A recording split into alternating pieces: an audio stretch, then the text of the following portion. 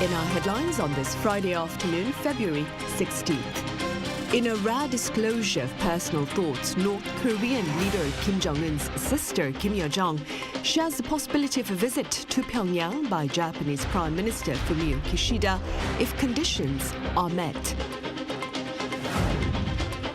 Meanwhile, the South Korean economy's recovery momentum remains on track, according to the latest government assessment, backed by strong exports and manufacturing production. Also, on the local front, Korea is bracing for a potential breakdown in medical care as doctors in training at Seoul's 5 major hospitals voice intentions to resign in response to government plans to raise medical school quotas. North Korean leader Kim Jong-un's sister, Kim Yo-jong, has floated prospects of progress in ties between Pyongyang and Tokyo, provided that certain conditions are met. Our Kim Jonguns starts us off. Kim Yo-jong, the sister of North Korea's leader, expressed optimistic intentions regarding improving ties with Japan a day after South Korea forged diplomatic ties with Cuba. According to the regime state-run Korean Central News Agency on Thursday, Kim said that Pyongyang and Tokyo can open a new future together if Japan makes a political decision to improve relations. The remarks came after Japanese Prime Minister Fumio Kishida last week said that he feels a strong need to change the current relations between the two sides and that related activities are currently taking place. Kishida last May had also expressed a desire to meet with Kim Jong-un.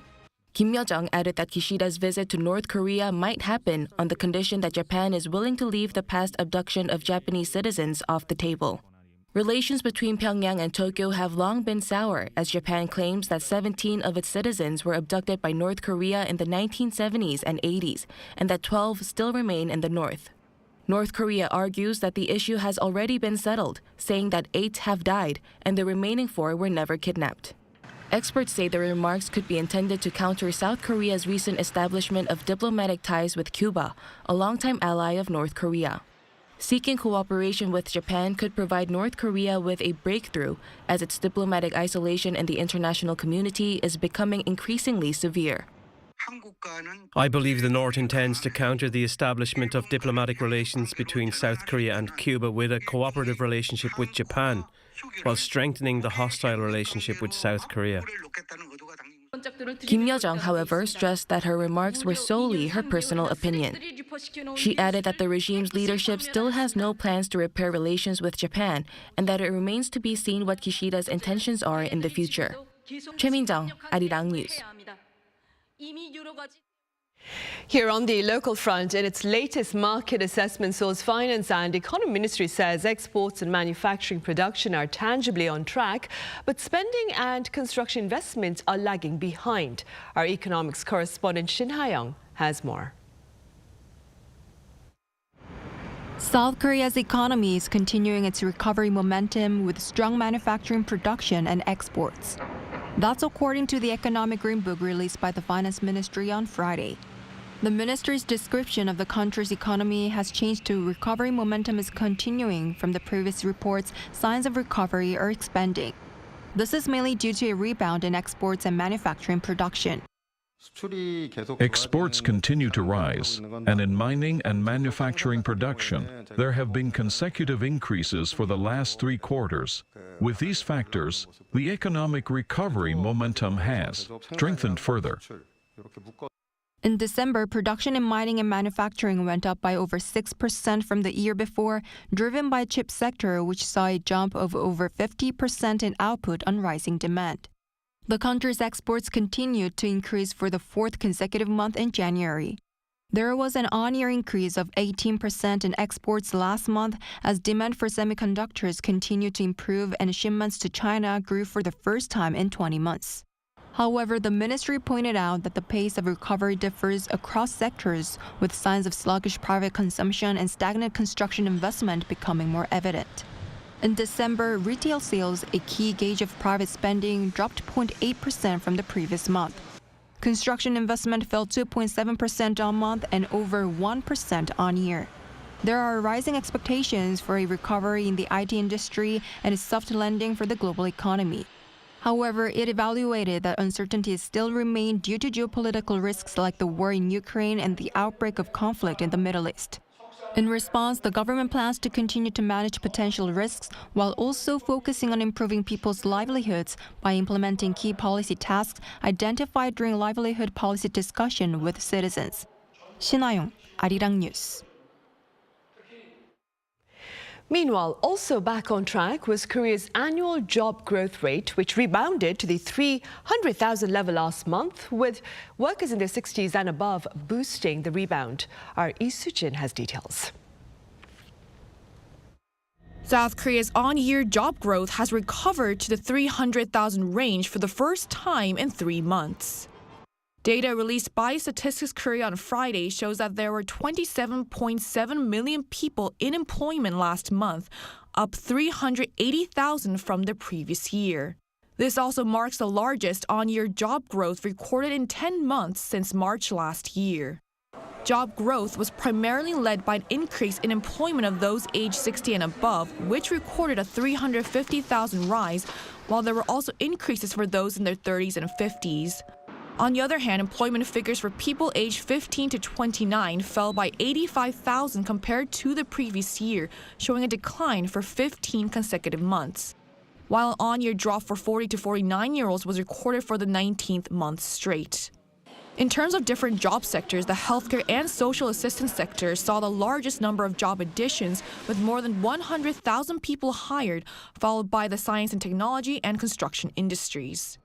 And the manufacturing sector also recorded an increase for the second consecutive month, with an addition of 20,000 new hires last month. Employment in manufacturing tumbled from January to November last year before recovering in December. The growth in the manufacturing sector was partly due to the base effect, but the auto and medical sectors are also seeing a rise, and while the electronics and chemical sectors remain sluggish, they are also showing signs of recovery. And during a job task force meeting held on the same day, the first vice finance minister announced that while January's employment figures are encouraging, the government will remain vigilant. We will continue to respond and monitor risk factors amid concerns about geopolitical tensions and sluggish construction orders.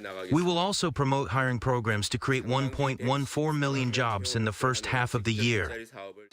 The vice minister also pledged that the finance ministry will continue to focus on implementing measures that will lead to an export-oriented recovery and expand women's participation in the workforce. Lee Soo-jin, Arirang News. And the Yoon administration has been pledging bold initiatives to bolster the local bourse and to end the so-called Korea discount. So what has been done to boost prices of undervalued stocks and to shore up shareholders' returns? Our Moon Hae-ryun responds.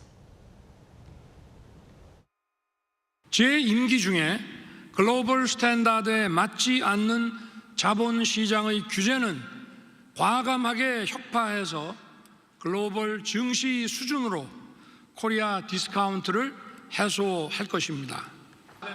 President Yoon Suk-yeol pledged to reform the country's stock market, starting with a short-selling ban last year and following up with a new program that's to come. Korea discount refers to a phenomenon in which the value of companies listed on the Korean stock market is lower than that of other major countries. And it's a very real issue. According to the Korea Exchange, the PB ratio of the country's benchmark Kospi is one of the lowest out of the 38 OECD member countries. PB stands for price-to-book ratio, and it shows the market valuation of a company compared to its book value. If the PB ratio is lower than 1, it means that the company's current stock value is lower than the money left from selling its assets. A general outline of the corporate value-up program was released last month, and it aims to increase the value of stocks with low PB ratios. While the finer details will be announced sometime later this month, it is already affecting the market. The Kospi Composite Index surged from the 2,400 mark to over 2,620 over the past few weeks, and foreign investments began piling in. In February so far, offshore investors bought nearly $4.5 billion worth of local stocks, which is the fifth largest monthly sum to date, despite only being halfway through the month. Experts are hopeful about what the program could continue to do for the market once it goes into effect. We can look forward to an increase in capital efficiency and greater ROE for firms with low PB ratios, leading to a rise in PB ratios for these firms.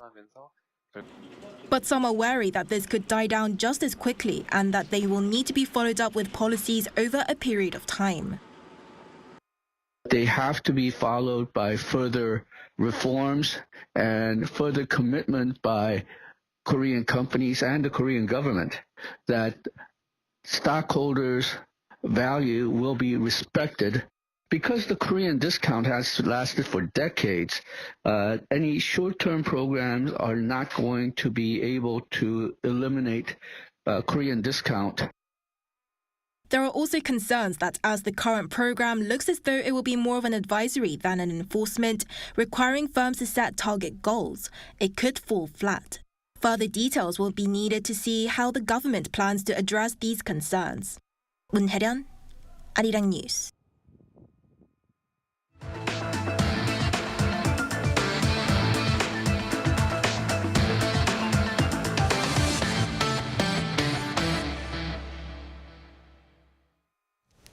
President Yoon Suk-yeol has disclosed details of financial support for full-time graduate students in national research programs on engineering and science.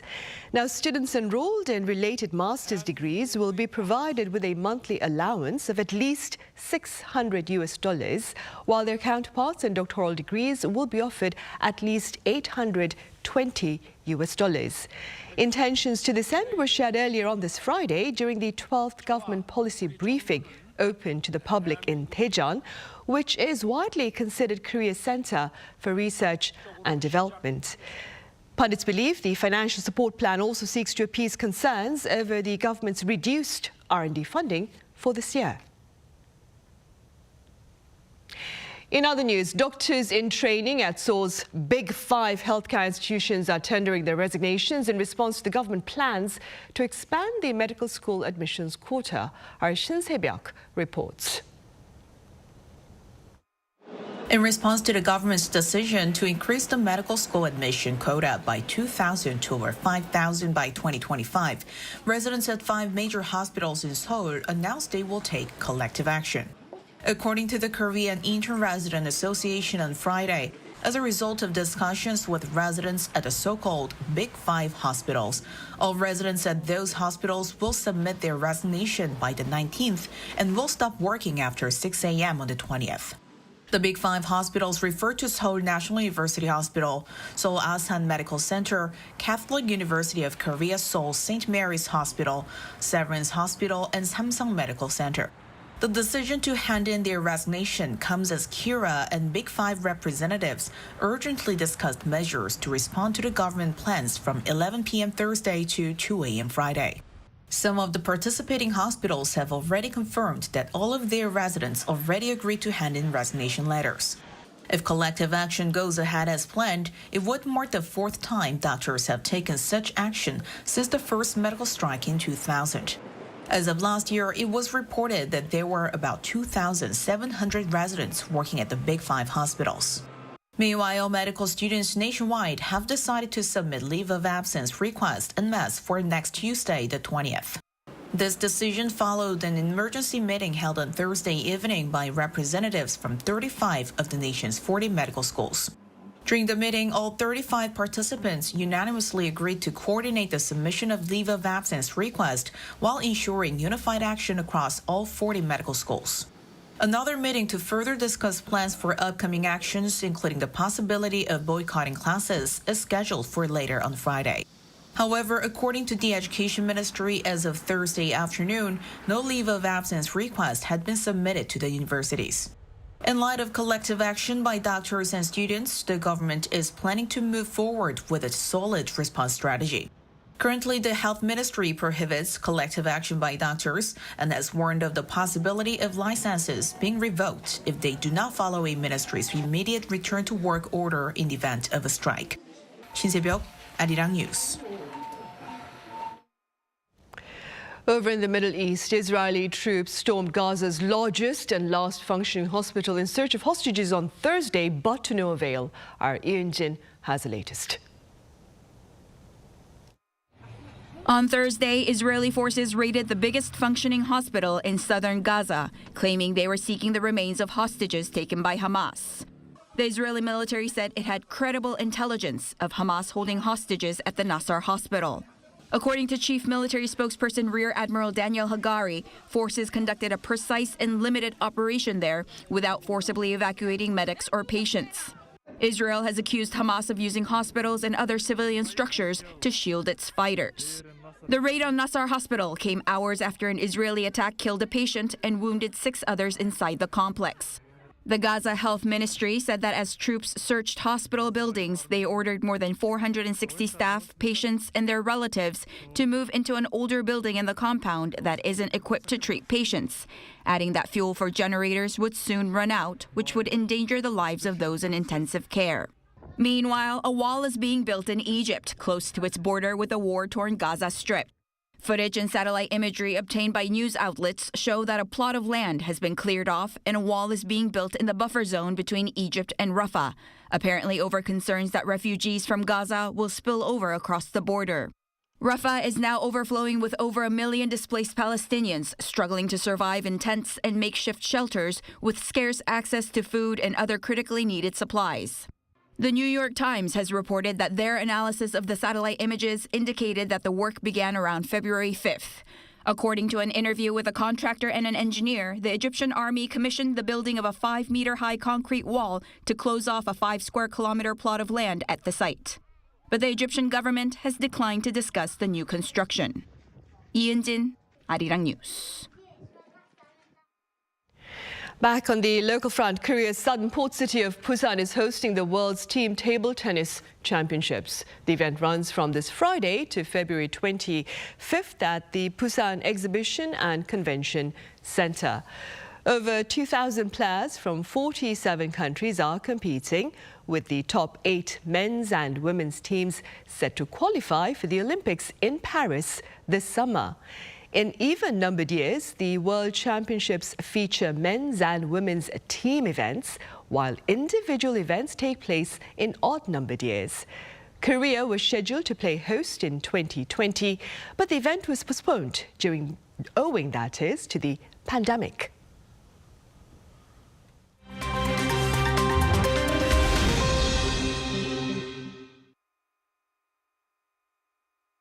Let's take a look at the latest news in the world now. In Russia, a Ukrainian missile attack on the southern Russian city of Belgorod on Thursday has left at least 7 dead, including a 1-year-old girl. Russia's health ministry confirmed the 7 deaths and said 18 others, including 4 children, were hospitalized, with 6 in serious condition. According to regional authorities, Ukraine's attack left severe damage to a shopping center, a sports complex, and nearby apartment blocks. While Kyiv made no immediate comments, Russia's foreign ministry called the attack a monstrous crime against civilians. Located some 40 kilometers from the border, Belgorod is the nearest major Russian city to Ukraine. Last December, Ukrainian drone and missile attacks on Belgorod killed 25 civilians and prompted hundreds of residents to evacuate. In the United States, Kansas City police have said the deadly shooting at Wednesday's Super Bowl celebration started from a dispute between several people on the day of the parade. The shooting left 1 dead and more than 20 injured. While no suspects have yet been charged, Kansas City police has 2 juveniles in custody and identified that the shooting stemmed from a personal dispute. A 3rd person, who had been detained, was released on Thursday as they were cleared of any involvement in the shooting. Kansas City Police Chief Stacey Graves said there was no link to terrorism. The parade for Kansas City Chiefs' Super Bowl victory amassed around 1 million fans and parade goers. According to the Gun Violence Archive, the shooting at the parade was at least the 48th mass shooting in the United States this year.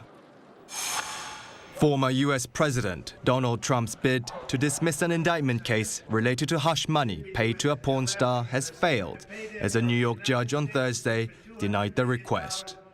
Following the ruling by Justice Juan Merchan, Trump is set to become the first former US president to stand trial on criminal charges, with March 25th set as the trial date. Trump had been seeking the dismissal of the 34-count indictment over the falsification of business records to cover up a payment of $130,000 to porn star Stormy Daniels before the 2016 election. In Brazil's Rio de Janeiro, the annual festival of color and energy, Carnival, is coming to an end.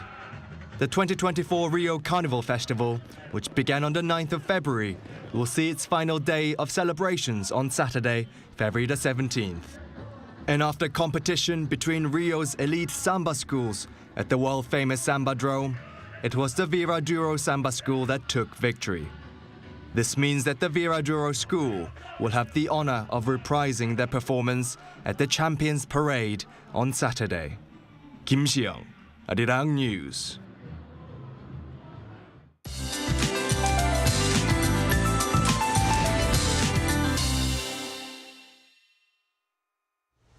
Good afternoon. It absolutely felt nothing like spring was on its way, with snow and wind yesterday in the capital area.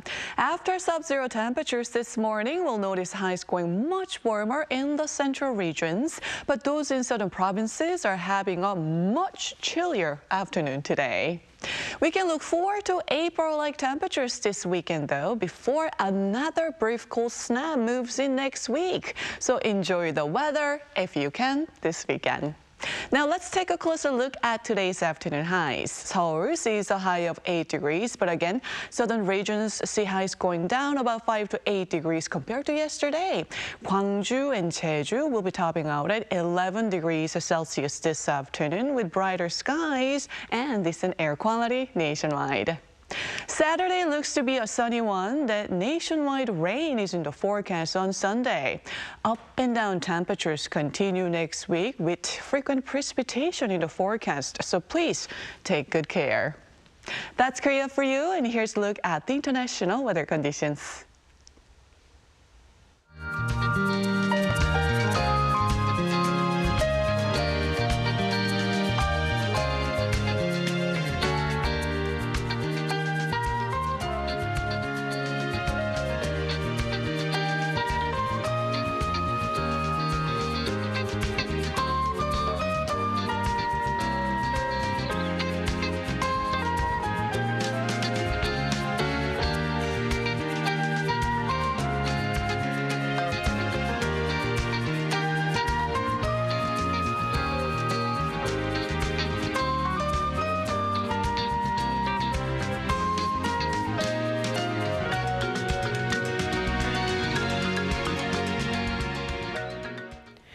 Right, and on that note, we end Friday's afternoon newscast. Coming up next is our panel session, so do stay with us.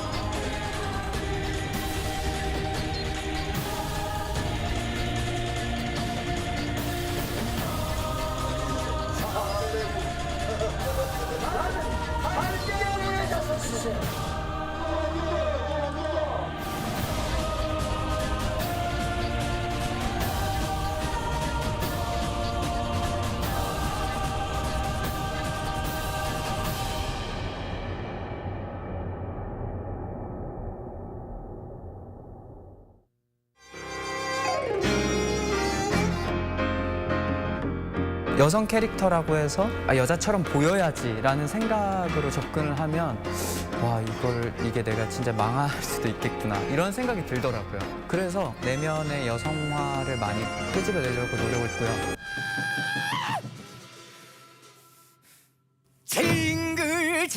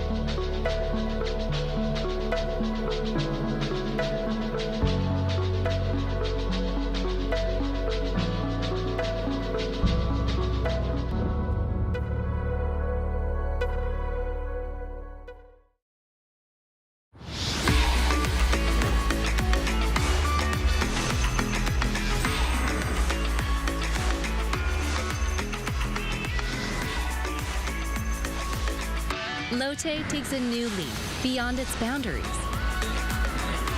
Our change will lead to better lives for all. New Lotte, the power of a better world.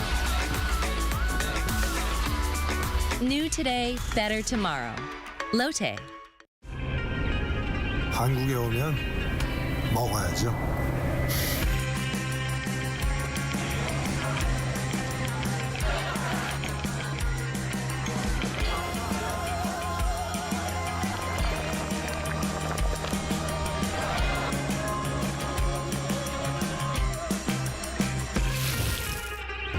먹어도 끝이 없는 나라.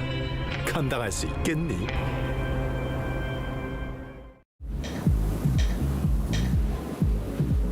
웰컴.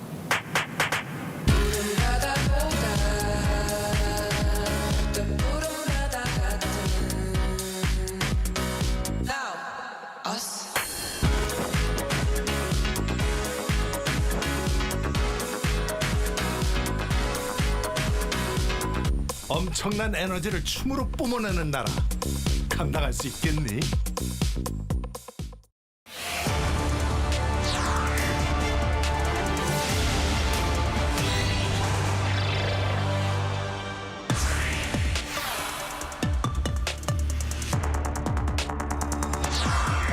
An alarming number of the world's children are living in conflict regions amid Russia's invasion of Ukraine and Israel's counteroffensive against the Palestinian militant group Hamas in Gaza. So what do the latest statistics tell us about the shocking plight of children in conflict regions? Why are children in Gaza facing the brutal brunt of armed conflict between Israel and Hamas? And what is being done to ease the sufferings of these children? Hello and welcome. You're watching Issues and Insiders. I'm Min San-hee. Today we address the plight of children in conflict regions. And for more on their painful reality, I have the chairman of Save the Children Korea here in the studio. Mr. Oh-jun, it's a pleasure to have you with us. Great to be here. Thank you. I also have Kon Soa. Soa, welcome back. Good afternoon, Sunny. All right then, Mr. Oh, let's start off with your thoughts on the brutal impact of armed conflict on children. I think we need to look at this issue with an understanding that the nature of warfare has changed dramatically over the last century. In the First World War, 70% of those who got killed were soldiers, whereas during the Second World War, over 70% were civilians. So that means that, with the development of weapons, which became more destructive, more indiscriminate, more and more civilians are getting killed. According to a certain research, by the end of the 20th century, over 90% of all the casualties from the wars and armed conflict were civilians. So the United Nations got very alarmed about this situation. And as you know, among civilians, children are particularly vulnerable. Children and women, of course, are particularly vulnerable. And the United Nations, since 1996, has maintained a special representative on children and armed conflict. And the UN also has defined six most grave violations against children during conflicts, which include killing and maiming of children, abduction of children, sexual violence against children, and recruitment of children as child soldiers, and also attack on schools and hospitals, as well as denial of humanitarian access. Right. Mr. Oh, your organization also says that 1 out of 6 children in the world live in a conflict region. Could you tell us a bit more about the statistics involving children amid warfare? Actually, by now, it's 1 out of 5 children, because the recent wars in Ukraine and Gaza are making things worse. It was 1 out of 5, now it was 1 out of 6, but now it's 1 out of 5 children in the world live in the conflict regions or areas that are seriously affected by wars and conflicts. And in Gaza alone, almost 12,000 children have been killed during the last 4 months, which is a terrible number because that is almost 4 times as large as annual number of children getting killed in conflict. There is a reason, of course, because in Gaza, which is a very densely populated region, and you really cannot tell civilian parts and battlefield. There's no battlefield. Battle is taking place everywhere, which makes things worse. Right, of course. And staying with the children in Gaza for some more perspective, Swal, could you tell us a bit more about the sufferings of the young there? It is devastating and heartbreaking to see the media coverage related to Gaza Children. These 2 words typed into search engines are nothing like what you would get when you put in Seoul Children or Berlin Children, because you would get things like the best things to do with kids in Seoul or top 10 attractions for children in Berlin, for instance. But what you get in relation to children in Gaza is 10,000 children killed in nearly 100 days of war. Almost 10% of Gaza's under 5s now acutely malnourished. More than 10 children losing legs in Gaza every day. So getting into the details of some of the sufferings reported about. According to the Ministry of Health in Gaza, more than 10,000 children, which is 1% of Gaza's child population, has been killed since October 7th in around 100 days since the outbreak of the crisis.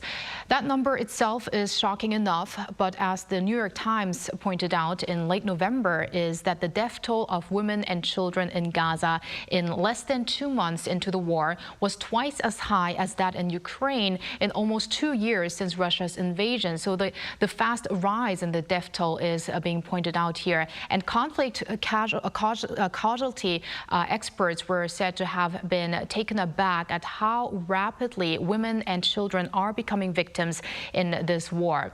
When it comes to injuries, children's bodies are much more vulnerable to them.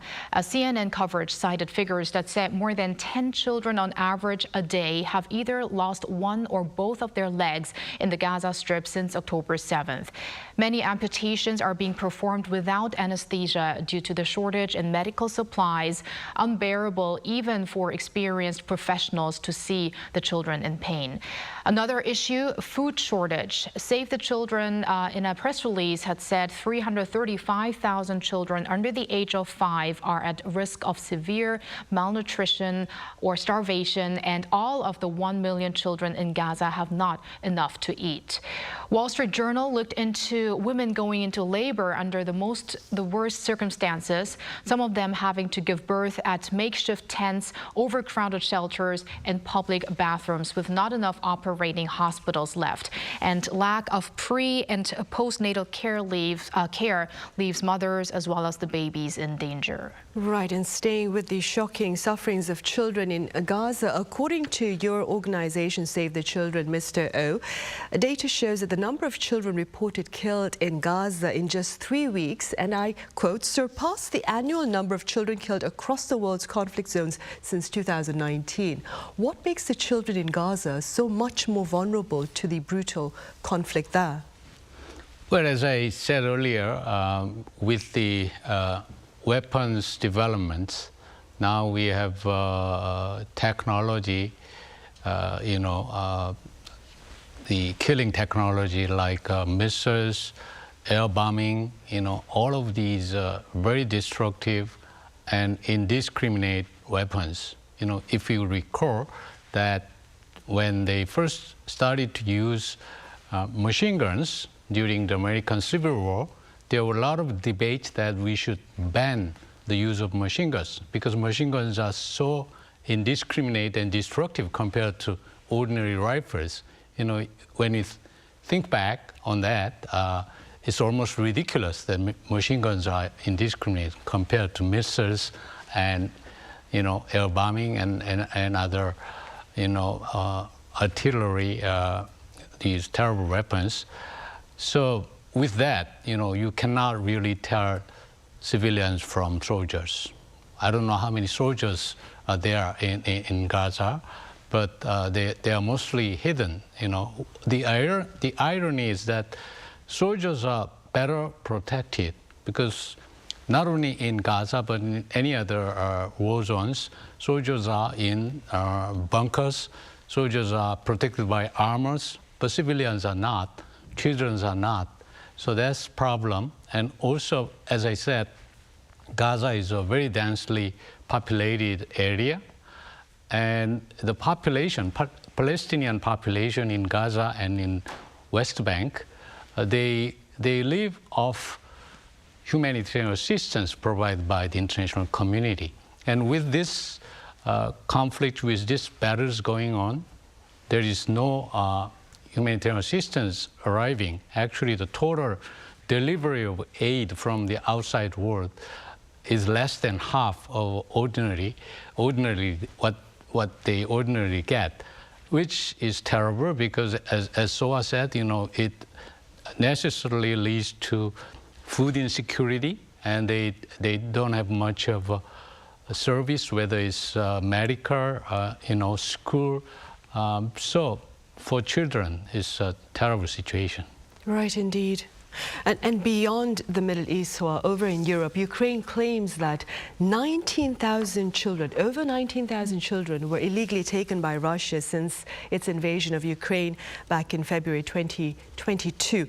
Now, recent articles have covered this particular claim, I believe. Could you tell us a bit more about this coverage? Right. The Ukrainian government estimates now that at least 19,500 Ukrainian children have been illegally deported or forcibly displaced to Russia and Russian-occupied territory in the past 2 years. But that's just the documented or verified number, with authorities worrying the abductions could actually be in the 100,000s. Only 388 of these children have been able to return home as of recent data, and it's these kids' testimonies that help getting a picture of what's going on. They, among which some have grown into young adults now, told media, NGOs, as well as U.S. Congress how their families were separated under the circumstances of the war and how the kids, were abducted amidst that chaos. Children were taken to Russian foster families or so-called summer camps. Russian families are being encouraged by the government and law to even adopt Ukrainian children that were deported in illegal manner, while according to international law, raising and educating children of war in a foreign nation can be seen as an act of genocide. In fact, Ukrainian minors told stories of how Russian authorities replaced their citizenship and tried to brainwash them, for example, by portraying Ukrainians as Nazis and fascists. And much of that having happened at those camps that I mentioned earlier. So that Russification also being evident in a number of young Ukrainians actually having hesitated to come back, to return to their country. Right, I see. Mr. Are there no tangible, perhaps, international legal frameworks to better protect children in conflict-ridden regions? There are legal frameworks, of course. As I pointed out earlier, the United Nations has maintained a special representative on children and armed conflicts since 1996, so it's almost 30 years. And earlier than that, in 1989, they agreed on a human rights convention called Convention on the Rights of the Child, CRC, which has a provision for children in armed conflicts and war. CRC also has an optional protocol meaning additional treaty that countries can choose to adopt, and optional protocol on children and armed conflicts is open to all UN member states, which has more detailed provisions for children involved in hostilities or conflicts. And in addition to that, we have what is called international humanitarian law, which mostly consists of Geneva Conventions. There are a series of Geneva Conventions. Some people call them rules for warfare.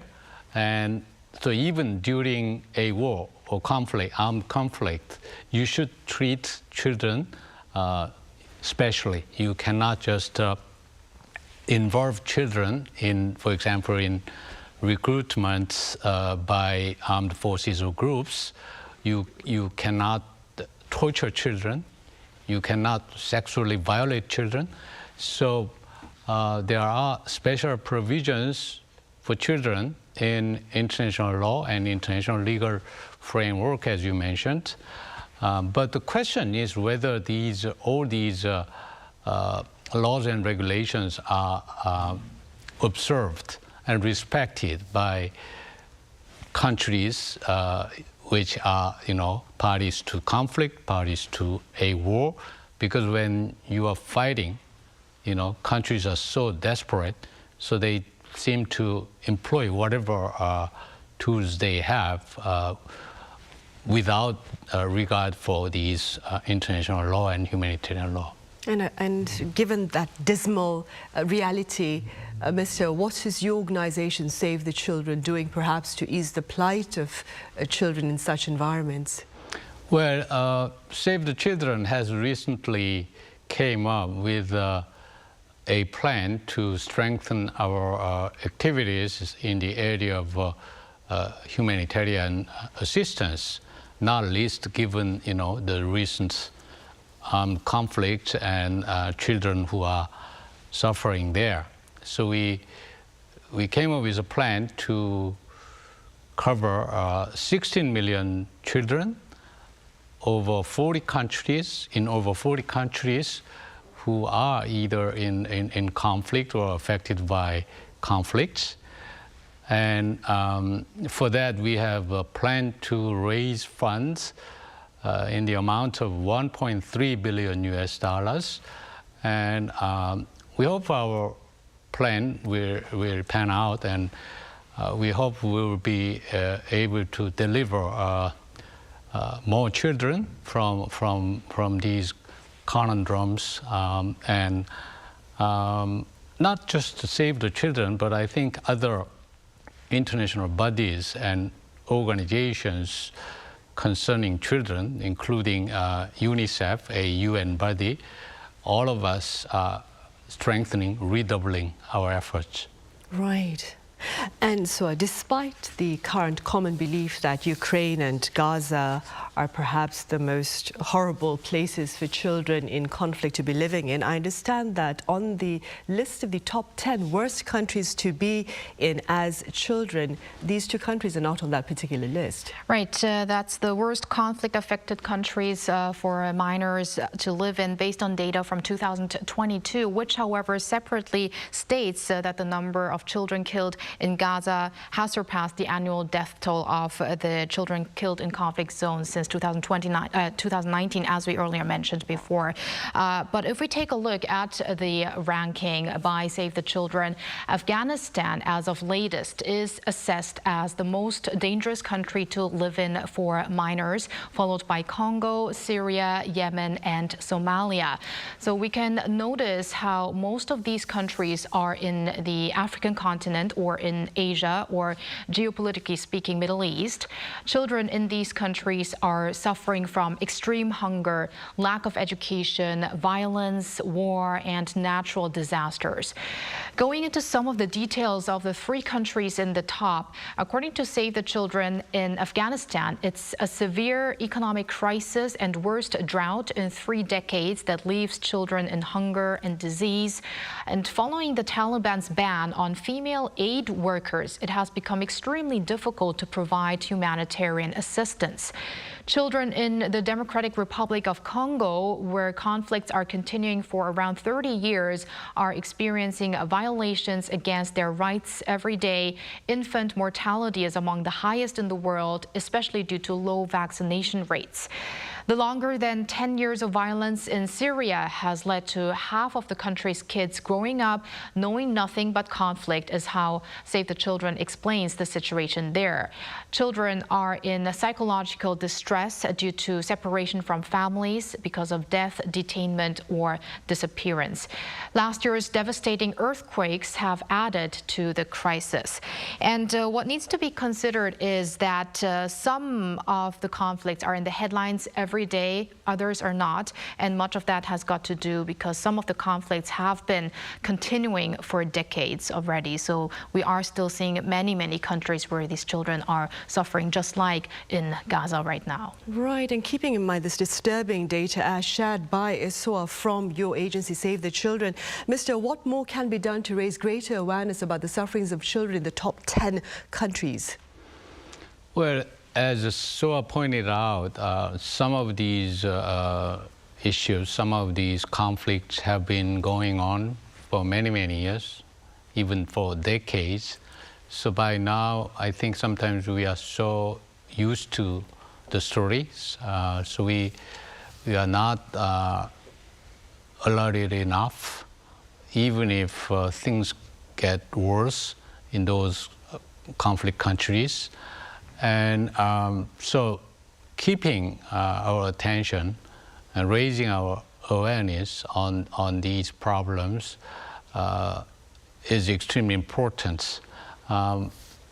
We of course, the media also plays a lot of role in that, but I think all of us need to pay attention to these problems because they are happening in our world, So we share the earth, share our planet with all of them, and that is taking place right now.